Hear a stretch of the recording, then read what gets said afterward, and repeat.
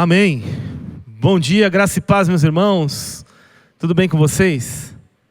Graças a Deus. Nós temos os twins ali, ó. Ei, vamos lá, twins. Esperando vocês ali no fim do culto. Então, se você tem entre 11 e 14 anos, você pode se dirigir ali. Os irmãos estão esperando vocês ali para o culto dos twins. É twin de between. Não é de gêmeos, né? É de entre. A idade entre a adolescência e a infância e a adolescência. Muito bem. Vamos à palavra do Senhor, meus irmãos, sem mais delongas. É um privilégio enorme estar com os irmãos novamente nessa manhã para compartilhar daquilo que o Senhor tem falado aos nossos corações. Como todos sabem, durante esse ano nós estamos dedicando a série de Atos, mas desde o início do ano nós estamos falando especificamente sobre uma igreja que compartilha a fé, que evangeliza, que é uma igreja que é vibrante, enfim, o que nos ajuda, nos impulsiona a fazer isso. Todos os assuntos das séries anteriores foram com esse propósito de suportar os irmãos para essa tão gloriosa tarefa que o Senhor nos deu, de falarmos do seu amor, de proclamarmos as verdades daquele que nos chamou das trevas para a luz. Tanto a série de pureza, quanto a série Jesus é, e também a série de Atos tem esse objetivo. E agora todos nós vamos voltar os nossos olhos para o livro de Atos, mas sempre quando nós temos aí um convidado pregando à noite, nós temos uma mensagem pastoral pela manhã. E hoje então nós não vamos falar da série de Atos, por isso o título é diferente. E nós vamos também continuar contribuindo com esse processo de compreensão da fé e da multiplicação, do compartilhar dessa fé. E também é por isso a escolha desse texto hoje. Sempre que a gente tem, como eu falei, né, um pastor convidado, nós temos uma mensagem pastoral pela manhã ou à noite, né, e vice-versa. Então abra sua Bíblia no livro de Lucas, capítulo 16. E eu gostaria de falar de um texto bem complexo do ponto de vista interpretativo, mas muito importante para que a gente entenda a nossa missão como igreja de Jesus. É a parábola do administrador infiel. Lucas capítulo 16, nós vamos ler do versículo 1 até o versículo de número 13. Amém? Abriram aí? Versículo de número 1, a partir do capítulo 16, então diz assim a palavra de Deus. Jesus disse também aos seus discípulos: certo homem rico tinha um administrador. Um dia ele recebeu uma denúncia de que esse administrador estava desperdiçando os bens dele. Então, chamando-o, lhe disse: que é isto que ouço a seu respeito? Preste contas da sua administração, porque você não pode mais ser o meu administrador. O administrador então se pôs a pensar: que farei agora que estou sendo demitido pelo meu patrão? Trabalhar na terra não posso, de mendigar tenho vergonha. Já sei o que vou fazer, para que quando for demitido, as pessoas me recebam em suas casas. Tendo chamado cada um dos devedores do seu patrão, perguntou ao primeiro: quanto você deve ao meu patrão? Ele respondeu: 100 barris de azeite. Então o administrador disse: pegue a sua conta e sente-se depressa e escreva 50. Depois perguntou a outro: e você, quanto deve? Ele respondeu: 100 sacos de trigo. O administrador lhe disse: pegue a sua conta e escreva 80. E o patrão elogiou o administrador infiel por sua esperteza, porque os filhos do mundo são mais espertos na sua própria geração do que os filhos da luz. Versículo 9. Jesus dizendo: eu recomendo a vocês, usem a riqueza injusta para fazer amigos, para que quando a riqueza faltar, vocês sejam recebidos nos tabernáculos eternos. Quem é fiel no pouco também é fiel no muito, E quem é injusto no pouco também é injusto no muito. Portanto, se vocês não forem fiéis na aplicação da riqueza injusta, quem lhes confiará a verdadeira riqueza? Se vocês não são fiéis na aplicação do que é dos outros, quem lhes dará o que é de vocês? Nenhum servo pode servir a dois senhores, porque irá odiar um e amar o outro, ou irá se dedicar a um e desprezar o outro. Vocês não podem servir a Deus e à riqueza. Vamos orar, vamos pedir ajuda do Senhor para entendermos esse texto. Pai, nós precisamos tanto de Ti. Precisamos da Tua compreensão, da iluminação do Teu Espírito, Senhor. Desça sobre nós com Tua bondade, Senhor. Nos ajuda a compreender, ó Deus, aquilo que o Senhor deseja falar à Tua igreja nessa manhã. Ó Deus, fala aos nossos corações profundamente, mexe com as nossas estruturas, chacoalha, Senhor, os nossos entendimentos, Senhor. Nos ajuda, Senhor, a compreender as Tuas verdades, em nome de Jesus. Amém. Amém, meus irmãos. Glória a Deus. Estava com saudade de estar aqui com vocês. É muito bom voltar para a igreja. Quando eu olho para a vida cristã, de forma geral, eu me sinto num quarto fechado, com várias portas. E que eu devo tentar abrir essas portas, e às vezes consigo abrir algumas delas, outras estão trancadas, estão fechadas. Existe um mundo de possibilidades para aqueles que estão em Cristo. Nós somos livres do pecado, livres de toda a acusação do inimigo por conta do sangue de Cristo. E essa liberdade nos dá essa autonomia de não depender de Deus, pelo contrário, em profunda dependência do Senhor, caminhar, fazer as coisas e corresponder à sua palavra. E quando eu vejo que uma porta está bloqueada, eu procuro perceber o porquê disso, né? E quando a gente fala da fé cristã, é muito importante a gente saber que há uma provisão divina para a abertura e para o fechamento dessas portas, né? É Deus quem abre e fecha as portas para nós. Esse texto é um texto bastante ambíguo, complexo, porque a gente vê Jesus elogiando, usando o exemplo de um administrador infiel, né, que muito provavelmente cometeu ali injustiças e pecados contra a administração do seu Senhor, para ensinar ali os seus discípulos algumas verdades importantes sobre o abrir e fechar dessas portas e como nós devemos nos comportar diante dessas oportunidades que nos são abertas ou fechadas. E o que é importante a gente entender aqui? Primeiro que Jesus está falando, desde o capítulo 15, as parábolas ali da dracma perdida, da ovelha perdida e depois do filho perdido. É uma sequência que Lucas vem trabalhando, porque ele está respondendo aos fariseus. Por que que Jesus senta com os pecadores para trocar ideia, para falar com os pecadores? Por que ele tem comunhão com os pecadores? Essa era a indagação dos fariseus. E então Jesus conta essas parábolas falando sobre isso. Uma coisa que é bem notória da teologia desse texto, principalmente, que é importante a gente falar aqui também, é que o contexto que Jesus vai criar para a explicação dessa parábola, ou dessas parábolas, é a evangelização dos gentios. E esse era o grande bloqueio dos fariseus. Quer dizer, a graça de Deus, todo o favor de Deus, o conhecimento de Deus é nosso. Não é dos gentios. Gentios que se exploda, que vão para o inferno. Problema deles. Essa era a mentalidade dos fariseus, é nosso isso.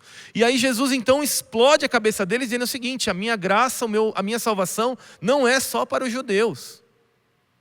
É para todos aqueles a quem eu desejo salvar, é para todos aqueles que creem. João capítulo 3, versículo 16. Porque Deus amou o mundo de tal maneira que deu seu Filho unigênito para que todo aquele que nele crê não pereça, mas tenha vida eterna. Quer dizer, então Jesus está dizendo o seguinte para os fariseus, fala: gente, vocês não estão administrando direito a graça e o conhecimento de Deus. Porque durante toda a história do povo de Israel, Deus deixou sinais claríssimos, claros como cristal, que o evangelho era também para os gentios, que a graça de Deus não era só para os judeus. Eu poderia aqui passar horas aqui citando exemplos e textos que comprovam isso de forma muito cabal. Um deles, por exemplo, é Raabe que acolhe os espias. Uma prostituta. Gentia. Outra, a avó de Davi, gentia. Ruth e Noemi, gentil. Jonas, salva Nínive, gentios. Durante todo o momento, e se você lê a lei de Moisés, se você lê Levíticos, você vai ver lá que Deus tem uma ordem ao povo dizendo, olha, vocês têm que ser expressão da minha vontade para todas as nações. Mas no sentido seguinte, quando alguém chegar, vocês vão acolher essas pessoas. Então, Deus manda isso também no Evangelho. Então, o que está em jogo aqui, meus irmãos, principalmente na conversa de Lucas com os seus ouvintes, é que ele está tratando essa coisa da riqueza para muito além, mas para muito, irmãos, do que dinheiro.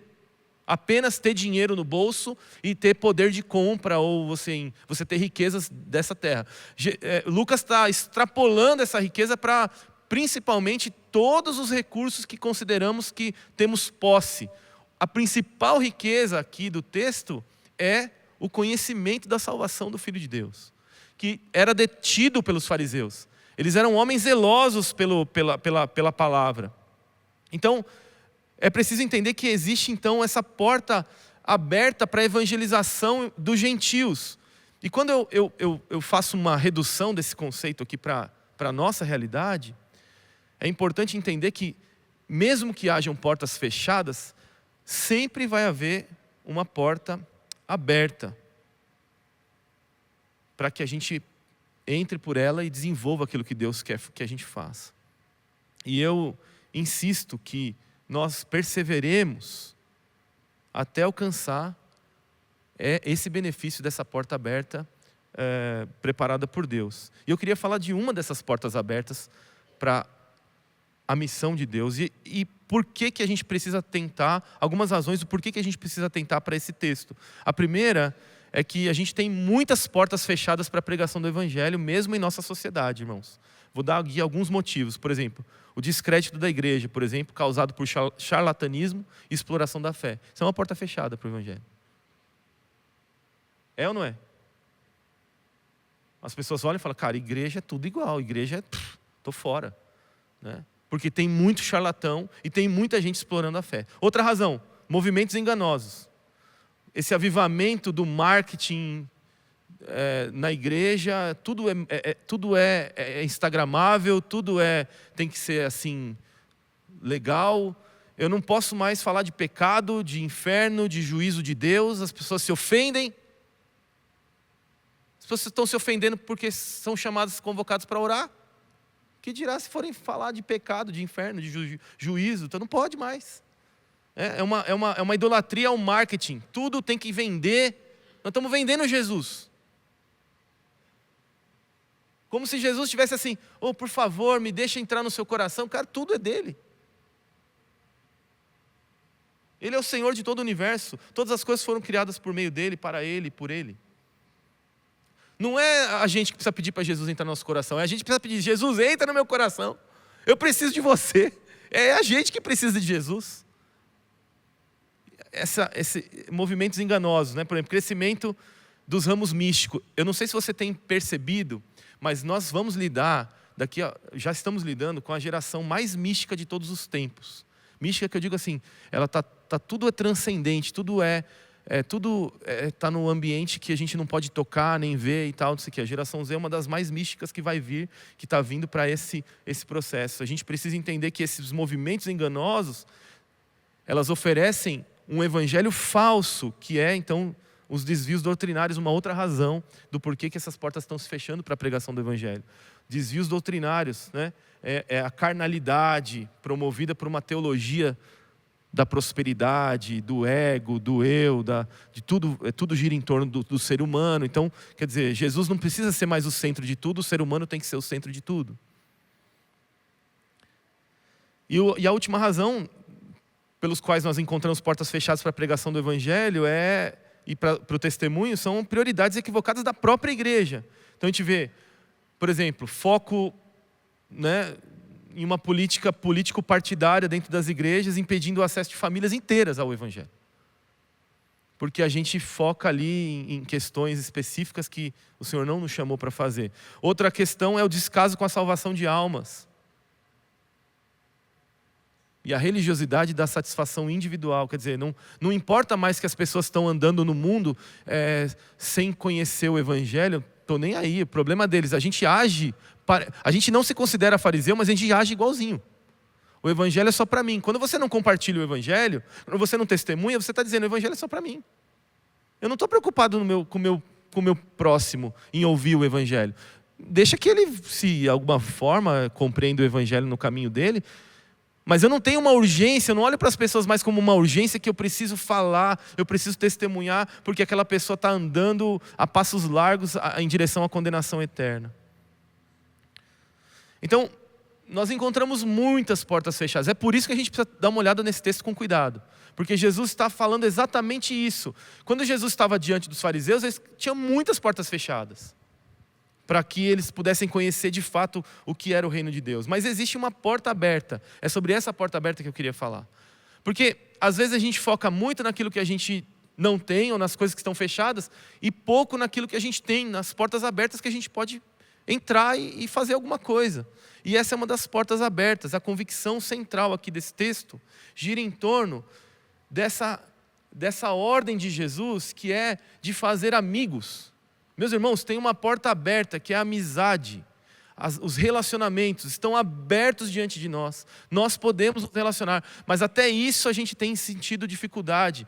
E é isso que eu gostaria de incentivar a sua vida nessa manhã, a fazer amigos, a se relacionar com pessoas. A gente, cada vez mais que a gente envelhece, a gente vai diminuindo o nosso círculo de amizade, né? Porque quanto mais amigo, mais dinheiro emprestado o pessoal vai te pedir.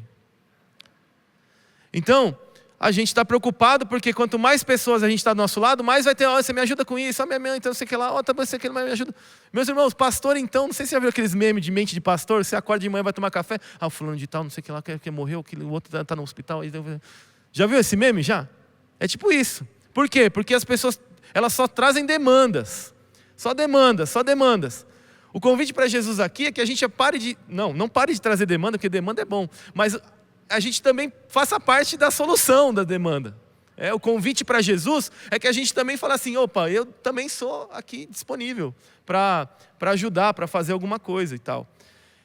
E é isso que Jesus está tentando mostrar aos seus discípulos.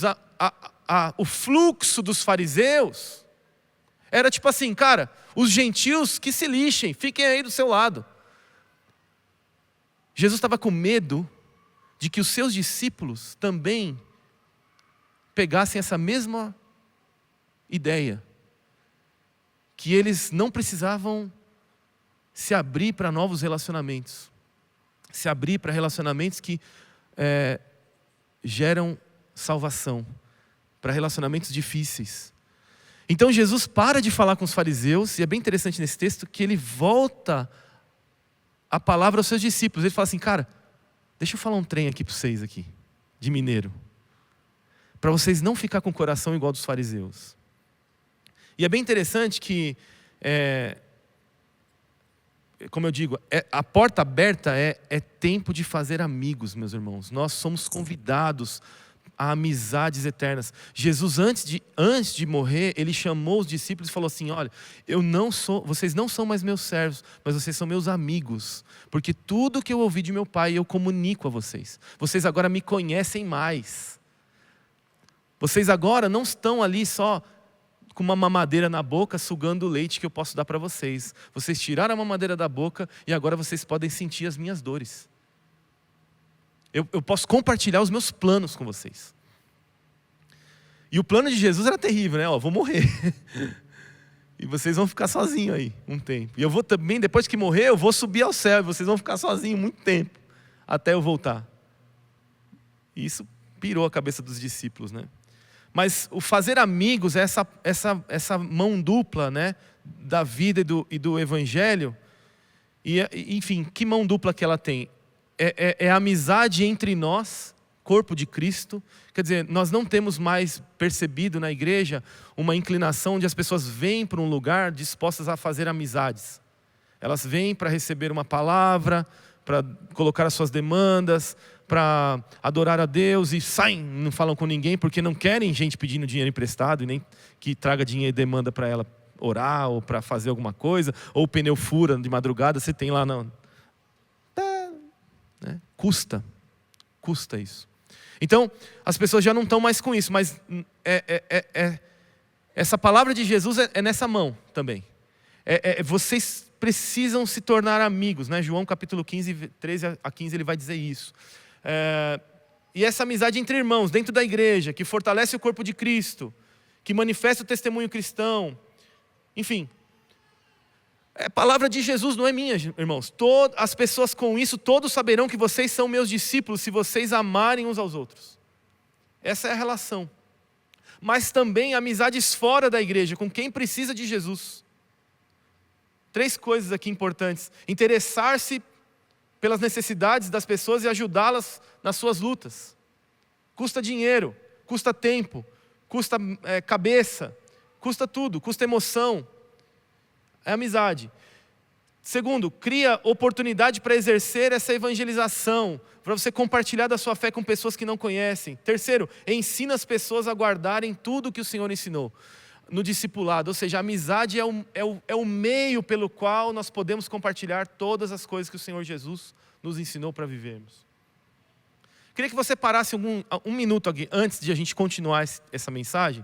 Não sei se você tem acesso ao seu celular, ou você não tem celular e tem um papel aí, do jeito que você quiser. Eu queria que você fizesse uma lista de amigos.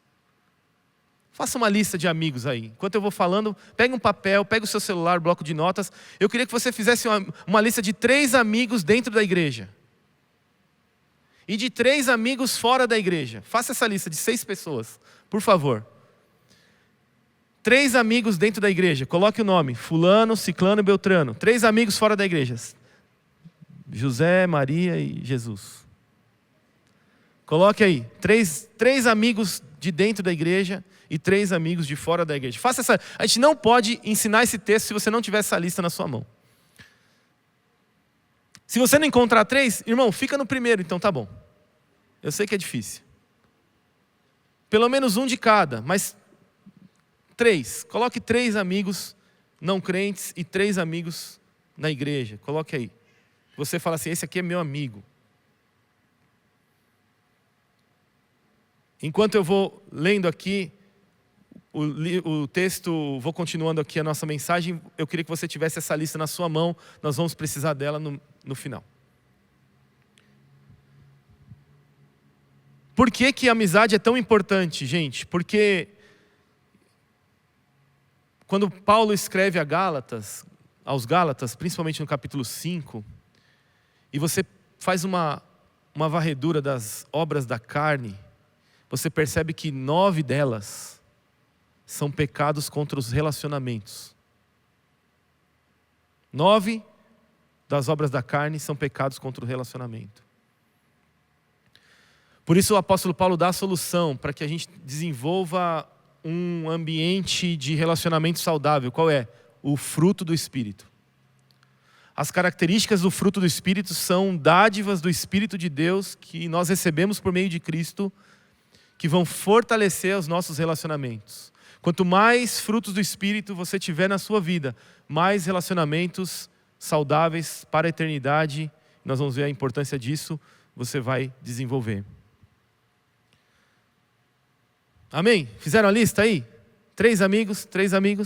Fique com a sua lista aí, nós vamos precisar dela durante a mensagem. Eu gostaria de trazer aqui para vocês 3 etapas daquilo que o Senhor tem falado ao meu coração em relação a esse texto. Nós primeiro vamos compreender a parábola, o que Jesus está ensinando por meio dessa parábola do administrador injusto, ou iníquo, ou infiel. Depois, nós vamos entender o que Jesus de fato queria ensinar aos seus discípulos. Porque a gente pode dizer assim, mas como assim? Jesus usou um exemplo de um ladrão, de uma pessoa iníqua para que os seus discípulos fizessem a mesma coisa. Então quer dizer que a gente tem que assaltar um banco e fazer amigos? Não. Calma, irmãos, não é isso que Jesus disse. Então a gente vai compreender isso de forma bem clara, quais são as verdades que Jesus deseja ensinar por meio dessa história. E por último, eu queria trabalhar com vocês o que Deus espera de nós em relação às nossas amizades. Amém?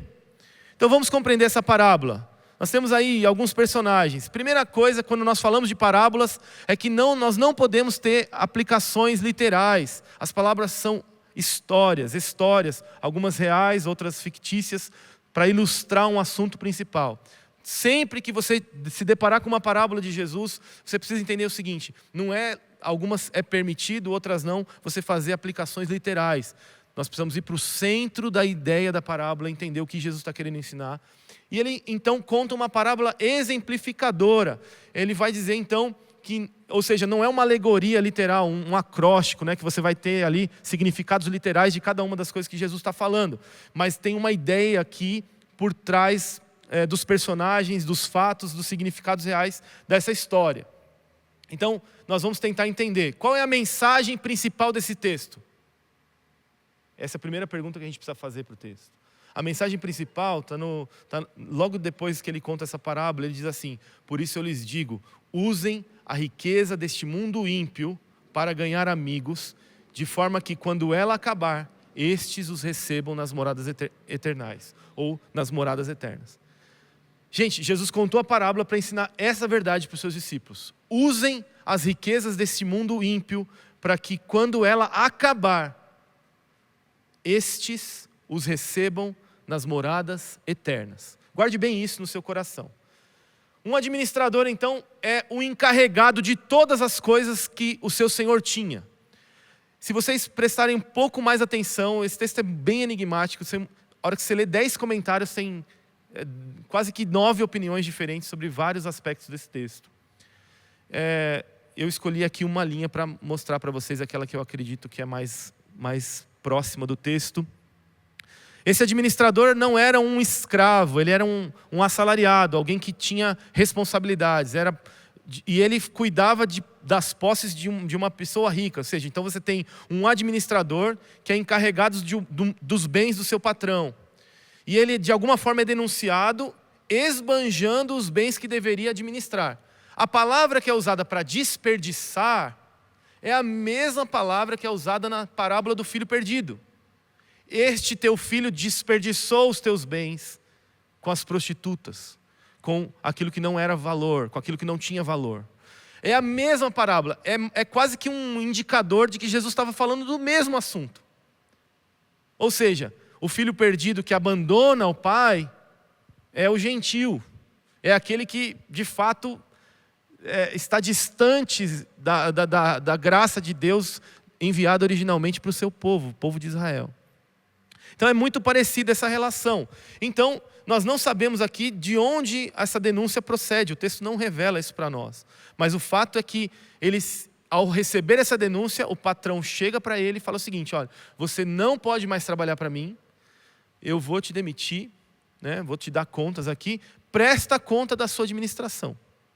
Então parece que existe aí o que é diferente da história geralmente que é contada no Oriente sobre essas relações. Lá no Oriente, onde essa história foi gerada, onde as pessoas tinham ali uma familiaridade de como as relações comerciais aconteciam, tem algumas diferenças da história que Jesus contou para uma história, sei lá, contada por um árabe em relação ao administrador infiel. Existiam várias regras que eram colocadas para essas administrações, esses arrendamentos financeiros na época de Jesus e principalmente no Oriente Próximo, da onde ele estava falando. Eu não vou me ater a essas regras, não faz sentido a gente nos aprofundar nesse assunto aqui, mas o que é importante a gente saber é que Jesus modifica um pouco essas regras ao contar a história. Por exemplo, um patrão árabe, né, ele não teria sido misericordioso como esse patrão foi. Tipo assim, olha, dá contas aí da sua administração que eu vou te mandar embora.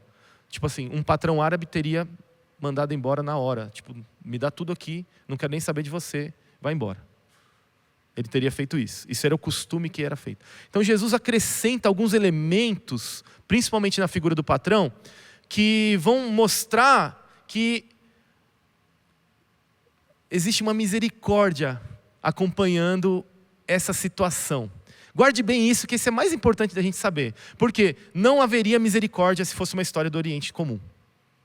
Mas Jesus e o próprio Lucas faz questão de mostrar que, de alguma forma, tinham dois pilares que pressionavam aquele administrador. O primeiro era o erro que ele tinha cometido, desperdiçando os bens, gastando mais do que ele deveria, ou roubando, enfim.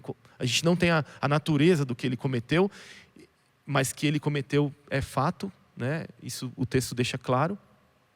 Mas, então ele está entre dois ambientes. O ambiente do julgamento por causa do erro que ele cometeu, e o ambiente de que o patrão age com uma certa misericórdia.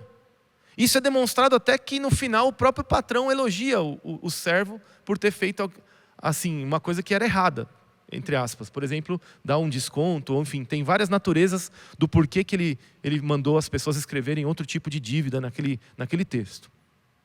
Mas isso é fato. Isso que é fato é que ele se encontra sobre esses dois pilares e existem algumas modificações. Essa é uma informação importante. Segunda coisa aqui é que nessa condição que ele se encontra, pressionado pelos seus erros, mas também gozando de determinada misericórdia do patrão, ele faz uma reflexão. Ele fala, eu não tenho forças para cavar.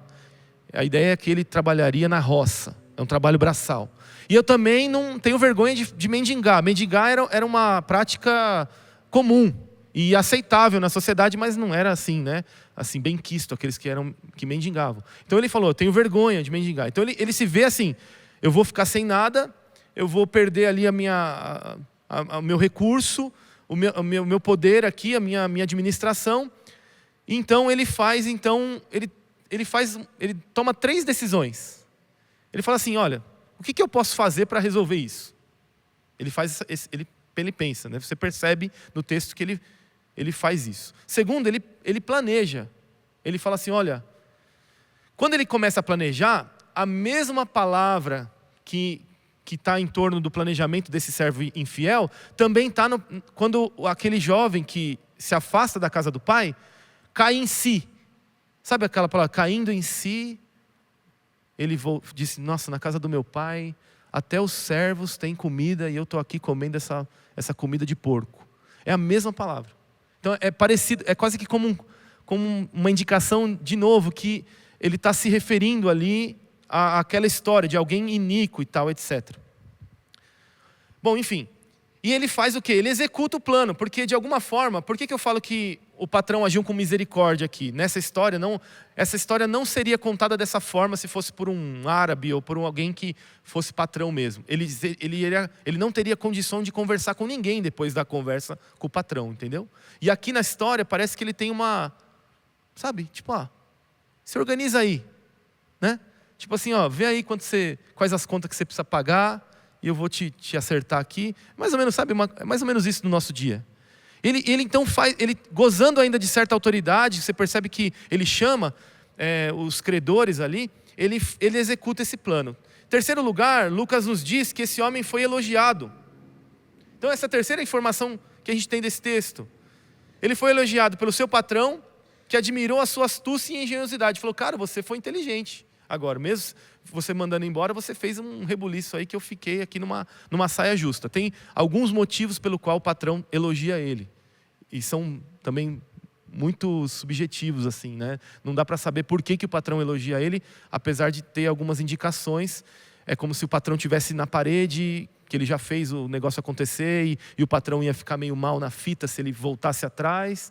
Ou, por exemplo, ele falou, as pessoas que escreveram, mesmo sendo fraudulento aquilo que ele fez, as pessoas falavam assim, nossa, esse patrão é generoso. Generosidade, para o judeu daquela época, principalmente, era uma riqueza muito grande. Então, posar como generoso, era uma coisa interessante. Então, essa é uma outra possibilidade do porquê esse patrão elogia, porque ele meio que fica numa sinuca de bico. Fala, se eu voltar atrás, fala, não, esse cara já estava demitido, me paga aí o que você deve tudo. Ele perderia esse título de o generoso, entendeu? Uma coisa mais ou menos assim. Então, quer dizer, de alguma forma, aquele administrador foi extremamente inteligente ao fazer, e rápido. Você percebe que há uma rapidez na história. Senta aí, escreve depressa, né? Vai logo, que eu não tenho muito tempo aqui com aquilo que eu tenho na mão. Eu estou indo embora, eu já perdi, né? Eu sou mau caráter. Então, pode ter sido várias pode ter acontecido várias formas ali, a natureza dessa operação, né? Pode ter sido fraudulenta, pode ter sido um desconto que ele deu da comissão que ele teria se as pessoas pagassem. Tipo assim, ó, me dá aí 80 porque eu estou abrindo mão da minha comissão. Uma coisa assim. Ou ele falou assim, ou então tirando juros, porque naquela época, principalmente ao judeu, que estava ouvindo esse texto, era proibido cobrar juro, mas eles cobravam juro meio que por baixo do pano, sabe? É tipo assim, incluía no preço, assim, nada diferente dos dias de hoje, assim, bem parecido. Então, assim, meio que assim, ele tirou os juros da parada. Você percebe que a relação que esse cara tem com os credores é uma relação também. Esses credores eram homens ricos por causa da quantidade da dívida. Ninguém tinha muito dinheiro, tipo assim, para pagar o tanto de dívida que eles tinham. E muito provavelmente era um arrendamento de terra e eles pagavam em produtos, né? Porcentagens dos produtos que eles recebiam. Bom, enfim, então é isso que acontece na parábola. É meio louco, né? Porque você fala assim, cara, como é que Jesus usa esse tipo de ensino? O cara é fraudulento, ele fala, ó, os filhos das trevas são mais astutos na administração dos seus recursos do que os filhos da luz. Essa mensagem grita na minha cabeça. E de fato isso acontece. Por quê? Porque a gente não consegue perceber o propósito fundamental. A gente está vivendo por algo muito mais valioso, mas considera menos valioso do que uma pessoa que está vivendo por si mesmo, apenas pelos seus próprios gostos e paixões, e ela lida com as relações de uma forma mais intencional. Cara, a gente não tem essa visão da eternidade que Jesus está tentando implantar nos seus discípulos, porque ele está dizendo o seguinte, que o favor que você faz aqui, se tem uma oportunidade de falar do meu amor, você ganha uma pessoa para a eternidade. Sabe o que é isso? A palavra de Deus diz que uma alma vale mais que o mundo inteiro. Todo o dinheiro do mundo não compraria uma pessoa que você possa ganhar para Jesus. Todo o dinheiro do mundo não seria suficiente para comprar uma pessoa. Então, ele vai dizer então que os filhos das trevas, e esse homem é considerado, por isso que ele provavelmente tenha feito alguma coisa bem ruim, ele é considerado como filho das trevas. Jesus cita ele como filho das trevas, enfim, ele menciona isso, alguém que foi infiel, que foi iníquo, que não administrou bem aquilo que fez. No entanto, Jesus usa a astúcia dele, a sabedoria dele, para mostrar aos seus discípulos, vejam, vocês não são a última bolacha do pacote, só porque vocês me conhecem. Vocês podem estar agindo como os fariseus, que são avarentos. Então o que os fariseus faziam? Eles abriam todo tipo de exceção e faziam todo tipo de coisa para que as pessoas pudessem gostar deles e eles continuassem sendo financiados na sua religião. É intencional as relações dos fariseus. Então segundo ponto, né? O que Jesus então realmente queria ensinar nesse sentido e o porquê? Como eu falei, essa história é incômoda, até para aquela época, ela foi utilizada de várias formas erradas ao longo da história da igreja. Mas a primeira coisa que eu gostaria de dizer é que é o seguinte, ela não é só uma história, não é só a história toda que parece estranha, tá, gente? Quando a gente vê que Lucas toma alguns cuidados para explicar depois o que ele estava querendo dizer, mostra que também era estranha para eles. Eles estavam meio assim, cara, o que Jesus está querendo dizer? Que a gente tem que roubar e o dinheiro que a gente roubar a gente faz amigos? Eles ficaram confusos, muito provavelmente. E aí então Lucas continua nos versos seguintes a explicar 3 coisas importantes para explicar sobre o que Jesus estava querendo dizer. Que não era só riquezas materiais. Tanto é que para Lucas, toda vez que aparece a palavra riqueza, ele se refere a todo tipo de ganho que nós temos. Tempo, conhecimento, dinheiro, enfim. Riqueza para Lucas é muito mais abrangente do que só recursos financeiros e dinheiro. Portanto, ele ensina aqui 3 coisas importantes sobre o que ele queria dizer. Olha para o versículo 10 a 12, aí na sua Bíblia. Ele vai dizer o seguinte: quem é fiel no pouco, também é fiel no muito. E quem é injusto no pouco, também é injusto no muito.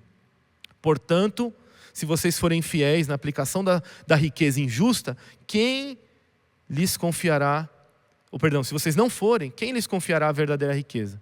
Então a primeira lição aqui é a lição da desonestidade e da honestidade relacionadas à quantidade. Ou seja, honestidade ou desonestidade não é uma questão de valores materiais para Jesus, mas de caráter. Parei só para a gente respirar.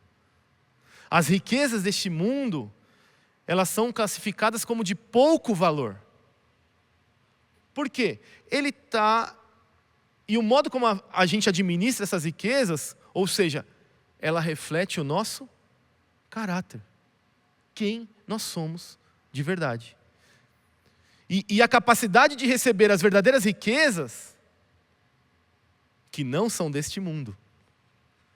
E aí é onde o autor vai dizer, ele está dizendo, essas riquezas são muito, muito importantes. É aquilo que nós vamos receber quando todas essas riquezas injustas, e aí ele usa um termo que parece fazer com que a riqueza é igual à atitude do mordomo. E não.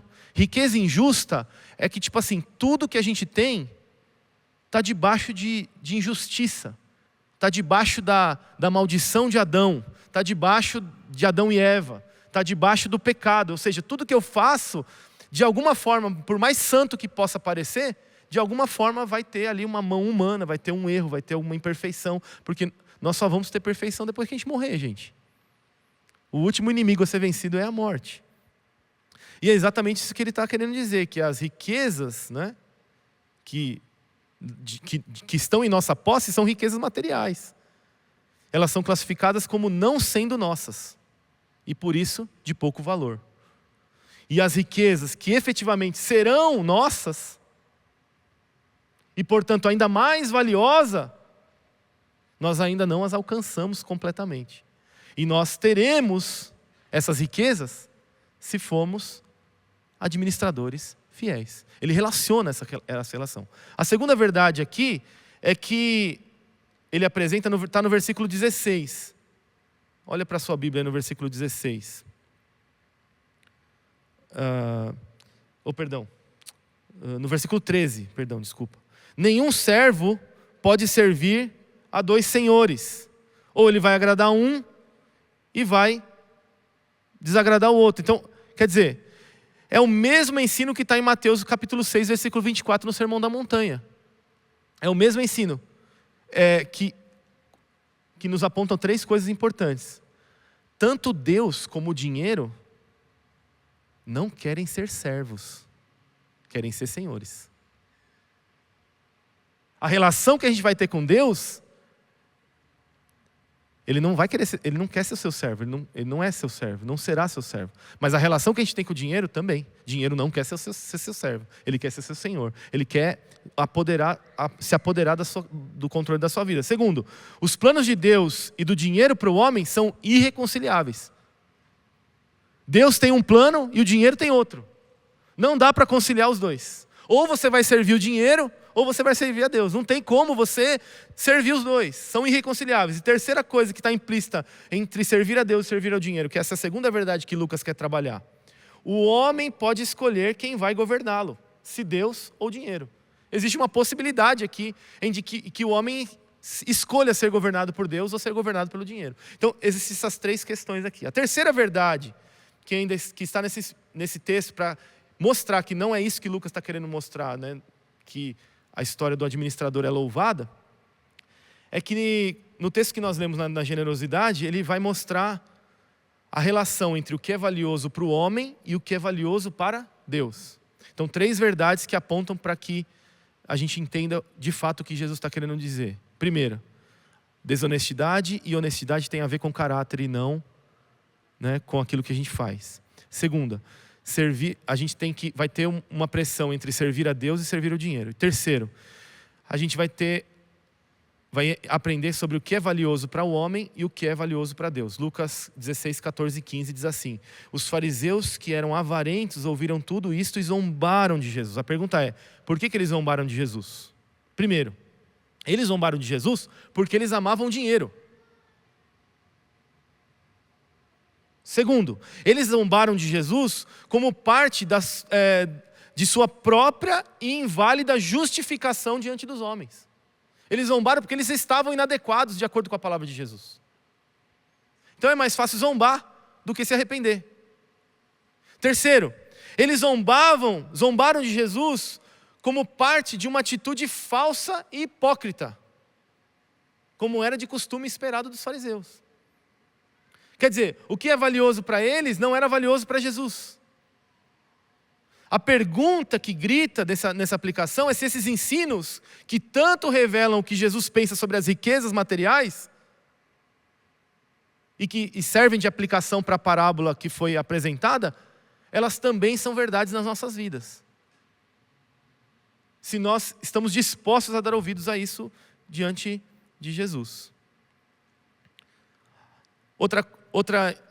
Então esse primeiro grupo de coisas que Jesus queria falar para os discípulos. Outra coisa é que fica muito claro no versículo de número 9, exatamente o assunto. Usem as riquezas deste mundo ímpio para fazer amigos, para que estes os recebam. Quando ela acabar, estes os recebam nas moradas eternas. Ele está dizendo o seguinte, que as amizades que nós desenvolvemos são amizades para a eternidade. E todo o investimento que nós fazemos nas amizades que nós desenvolvemos, elas vão ser refletidas na nossa relação eterna com Deus. Eu vou tentar explicar isso para a gente caminhar para o final. É muito fácil perceber nesse texto, primeiro, que a riqueza deste mundo ímpio e qualquer coisa de valor que temos para negociar. Dinheiro, tempo, talento, bens, conhecimentos, qualquer coisa, posições, qualquer coisa é riqueza para esse texto. Segundo, ganhar amigos é o lucro que nós devemos ambicionar. Usem as riquezas deste mundo ímpio para ganhar amigos.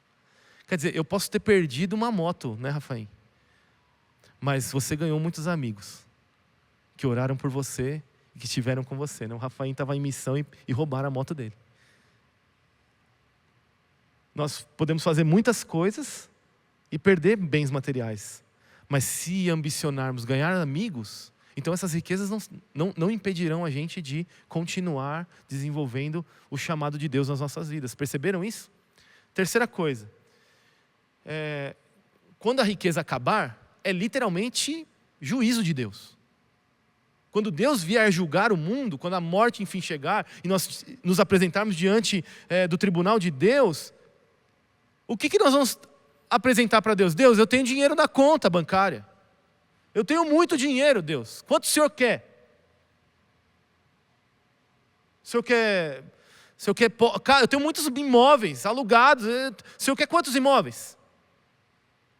Para me deixar entrar no céu? Essa riqueza vai acabar. Toda essa riqueza, inclusive tempo, conhecimento, dinheiro, tudo vai passar. Diante de Deus, o que vale? Os amigos que ganhamos, que vão nos receber na eternidade.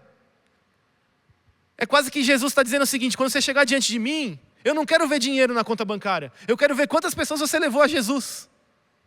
Eu quero ver quantas pessoas estão ali, também entrando nas moradas celestiais, que vieram porque você pegou uma garrafa de café e um pedaço de bolo e foi visitar alguém, e essa pessoa aceitou Jesus e você compartilhou a fé, e agora ela está ali, pronta para te receber. Pode ir lá, entra no gozo do seu Senhor, e você vai entrar no céu, e um monte de amigo vai dizer: Daniel, estamos aqui.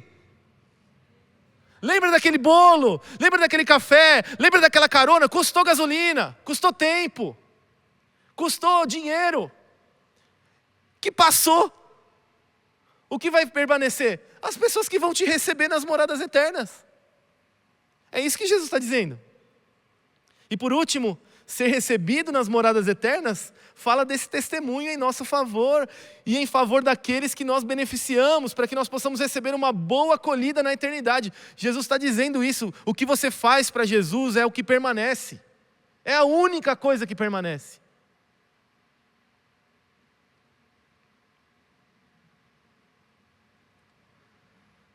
Nós podemos ter uma interpretação alienada da graça divina que pode desviar a gente dessa verdade.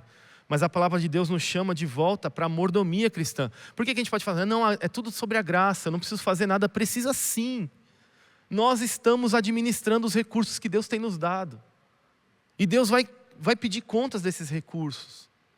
Nós devemos administrar tudo que nós temos com o propósito de ganhar amigos, pessoas que são gratas por terem sido beneficiadas pela obra que nós fazemos. Tem pessoa, meu irmão, que não consegue nem servir a família, que dirá um amigo. Então, a gente precisa começar a olhar para Jesus e falar assim, o que eu tenho de riqueza? O que eu posso compartilhar? Tem pessoas que não gostam de compartilhar conhecimento. Porque não posso falar. Digo uma coisa para você como pedagogo, quanto mais você compartilhar conhecimento que você tem, mais você vai aprender. Você vai estar sempre 2, 3 passos à frente de quem você vai estar ensinando. Porque quanto mais você ensina, mais você aprende. Te ganhei porque eu falei uma coisa egoísta, né? Você podia querer compartilhar conhecimento sem receber nada em troca. Essa é a ideia de Jesus. Tudo a gente precisa dar alguma coisa? Tudo a gente tem que comprar? Teve uma época na igreja que a gente não tinha oferta para dar aqui, os dinheiros dos dízimos, estava tudo tal, não sei o quê. Mas a cantina estava vendendo um monte de coisa. O pessoal não queria ofertar, mas queria comprar um produto. Por quê? Porque não tem visão espiritual. Porque não tem visão eterna daquilo que você está investindo, de onde você está investindo. Invista numa terra frutífera. Amigos para a eternidade. Isso é frutífero diante do reino de Deus. E por último, o que Deus espera de nós em relação às nossas amizades? Jesus nos diz que os filhos da luz não são tão espertos nos relacionamentos quanto os filhos deste mundo. De fato, quando a gente pensa que os marqueteiros, as relações públicas, os médicos, professores e muitos outros profissionais dedicam suas vidas a alegrar, atender, satisfazer outras pessoas, nós percebemos a diferença de muitos crentes que vivem a sua fé de modo particular e egoísta. A palavra de Jesus nos exorta, usem as riquezas deste mundo ímpio para ganhar amigos. Mas é mais fácil ficarmos protegidos em nosso mundo particular e ter apenas contatos superficiais a ter amigos para a eternidade. Ter amigos custa bastante, meus irmãos. É preciso investir nossos bens, nossa riqueza para ganhar amigos. Como a gente costuma dizer um para o outro, há um preço a pagar. E eu quero que você considere isso ao tomar suas decisões. E use esses 3 passos que eu vou ensinar para vocês para fazer amigos. Primeiro, identifique as oportunidades. Meus irmãos, se você olhar para o lado e você só tiver amigo crente, procure algum lugar para criar alguma amizade não crente. Faça uma academia, vá no parque, se aproxime de alguém e procure saber as necessidades dessas pessoas. Lembre que a sua ação, ela deve levar os amigos para as mansões eternas. Amizade por amizade, que não leva para a eternidade, ela não tem valor para Jesus. Procure pensar dessa forma, quais são as pessoas que poderiam estar nessa lista de amigos, pensa agora na sua lista, e como você pode usar o que você tem para que você ganhe esses 3 amigos aí para Jesus. Segundo, planeje como você vai aproveitar essas oportunidades. Organize-se, defina pessoas, datas, quantidades, meios e modos para aproveitar essas oportunidades para ganhar amigos, fazendo-lhes tanto bem que eles se lembrem disso para a eternidade. Qual é o maior bem do que a salvação que nós podemos oferecer aos nossos amigos? Planeje também falar do amor de Jesus e da salvação para esses amigos. Porque só se eles alcançarem a eternidade, eles terão valor para Jesus. E terceiro, execute bem o seu plano. Tem gente que identifica bem as oportunidades, planeja muito bem, mas é péssimo em execução. Brasileiro geralmente é assim. A gente é muito bom de iniciativa e péssimo de acabativa. Então, eu queria mostrar para vocês, incentivar vocês a executarem, a serem como esse administrador astuto. Fazer alguma coisa, sair do seu lugar, sair da sua zona de conforto. São 3 perguntas que eu geralmente faço. O que eu fiz ontem? O que eu estou fazendo hoje? E o que eu vou fazer amanhã? Se você não tem resposta para essas perguntas, você não está executando nada. Então, eu queria que você pensasse nessas perguntas em relação às amizades. O que você fez ontem? O que você está fazendo hoje? E o que você vai fazer amanhã? Para que amigos sejam levados às mansões eternas. Se tem uma coisa que a gente precisa profundamente nesse processo, é reconhecer que nós precisamos do fruto do Espírito para desenvolver essas amizades. Fica muito claro, para terminar, nessa parábola, que Jesus apresenta uma forte lei das relações. Sabe qual é? A lei da semeadura e da colheita. Existe uma lei apresentada pelo apóstolo Paulo, principalmente aos Gálatas, que é essa lei da semeadura e da colheita. E que a gente passa desapercebido. As obras da carne, eu queria que você pudesse abrir ali em Gálatas capítulo 5, versículo 22. Eu quero terminar com esse texto.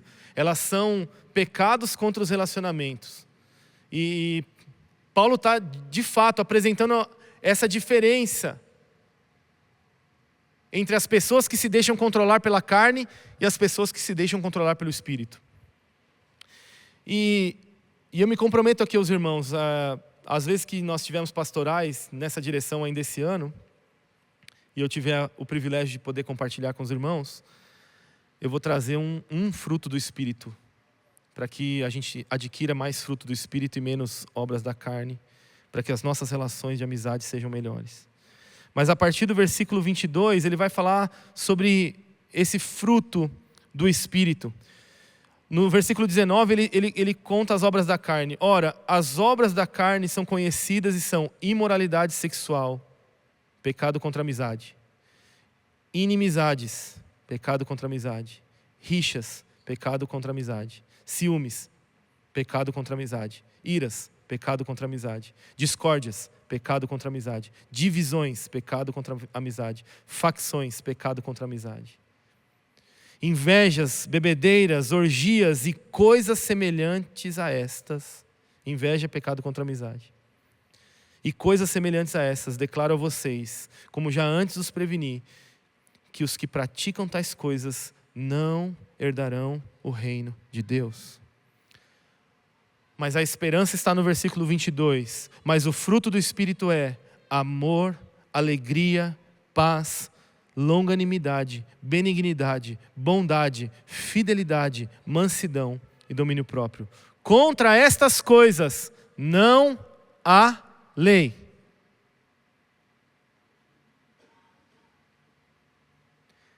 No versículo do nosso texto, quando Jesus fala aos fariseus, principalmente concluindo esse assunto com os discípulos e se dirigindo aos fariseus, ele fala assim: a lei e os profetas duraram até João, e desse tempo, versículo 16 do capítulo 16 de Lucas, ele diz, desde esse tempo, o evangelho do reino de Deus vem sendo anunciado, e todos se esforçam para entrar nele.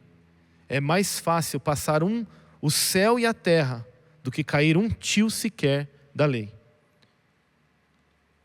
Versículo 22, no finalzinho, ele diz: contra estas coisas não há lei. Perceberam? Contra essas coisas não há lei. Viver dessa forma é viver no patamar que Jesus espera que os seus discípulos vivam, usando e todas as riquezas desse mundo ímpio para fazer amigos. Amém? Feche seus olhos, vamos orar ao Senhor. Eu queria pedir para que você ore nesse momento por uma vida controlada pelo Espírito Santo de Deus, por uma vida que frutifica no fruto do Espírito Santo, para que nós tenhamos amizades eternas. Eu peço que você ore pela lista que você fez. Ore por essas pessoas que você colocou nesse instante. Peça para que o Espírito Santo possa usar você para que essas amizades sejam cada vez mais profundas, dirigidas à eternidade. Peça para que o Espírito Santo use você para que esses amigos que não conhecem a Jesus, que você colocou nessa lista, até o final do ano estejam aqui no nosso meio, ouvindo a palavra de Deus. Sejam pais, mães, tios, sobrinhos, sejam amigos de todas as formas, de todas as relações. Ore por eles agora. Tenha um momento com o Senhor. Pai, nós estamos diante da Tua palavra, estamos diante do Senhor. Nós não queremos buscar subterfúgios, Senhor, para procurar não praticar aquilo que o Senhor está nos ensinando nessa manhã. Mas o nosso coração se constrange profundamente, Senhor, quando pensamos em que temos usado as riquezas deste mundo ímpio apenas para nosso próprio deleite.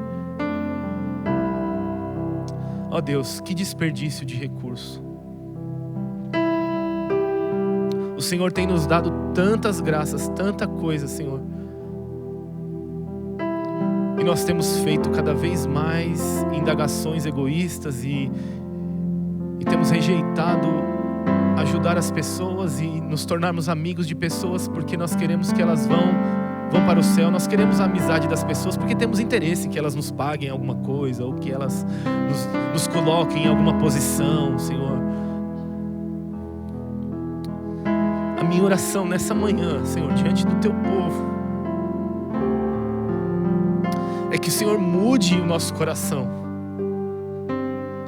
em face de tantas, Senhor, de tantas, tanto egoísmo, Senhor, de tanta maldade, Senhor, que despreza as pessoas.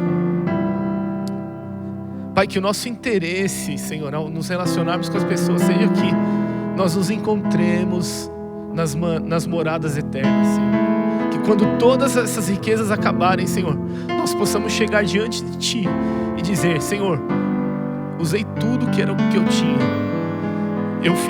Eu desgastei toda a minha vida para ver pessoas aqui,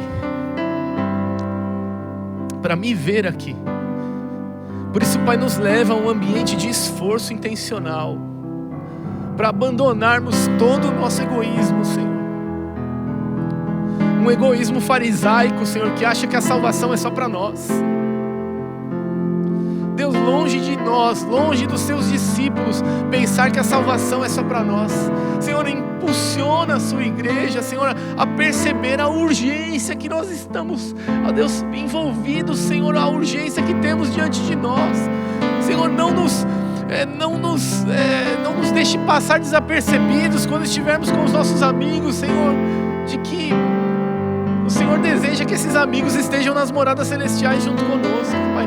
Usa a nossa boca, Senhor. Usa a nossa inteligência, Senhor. Usa, Senhor, os nossos recursos, o nosso corpo, as nossas posições. Usa tudo que o Senhor tem, Senhor, para que a Sua igreja, Senhor, possa obedecer o Senhor nesse sentido. Usar as riquezas desse mundo impuro, desse mundo ímpio, desse mundo caído, para que, ó Deus, pessoas sejam levadas à eternidade. Senhor, estamos perdendo os nossos filhos, os nossos cônjuges, Senhor, porque temos vivido uma vida egoísta, Senhor. Deus, nós nos arrependemos nessa manhã, Senhor, pedimos perdão ao Senhor, diante do Senhor. Senhor, nos orienta, Senhor, de forma, Senhor, real, a priorizar, ó Deus, os nossos amigos eternos. E de alguma forma, em algum ciclo, nós estaremos sendo priorizados. Senhor, livra-nos de nós mesmos nessa manhã. Dá-nos essa graça, Pai, no nome de Jesus. Para a glória do Teu nome nós oramos. Amém. Amém. Amém.